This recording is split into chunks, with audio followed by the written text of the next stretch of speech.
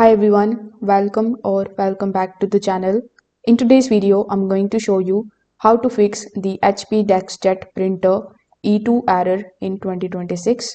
Now, the E2 error usually appears when there is a paper feed problem or the printer detects the wrong paper size or jam inside. The good news here is that you can easily fix it in just a few easy steps. So without further delay, let's get straight into it.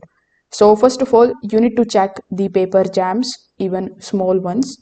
For that, you need to first of all turn off the printer and you need to open the rear door or the paper tray area of your printer.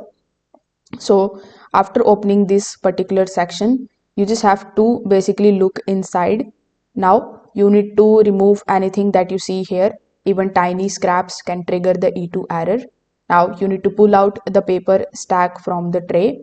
Make sure that the papers are not curled, it is not overloaded, and it is aligned properly between the guides. Now you need to put the paper back neatly and slide the guides snug against it. Now, the next thing that you need to look for is the paper size. So, sometimes when there is a paper size mismatch, you can get the E2 error. So, on your computer or on your phone, you need to open the printer's setting. In the settings, you just have to make sure that the paper size matches what's exactly in the tray, like A4 or letter. If the printer expects one size and the tray has another, it can throw you the E2 error. So if this video helped you out, make sure that you like this video and subscribe to the channel.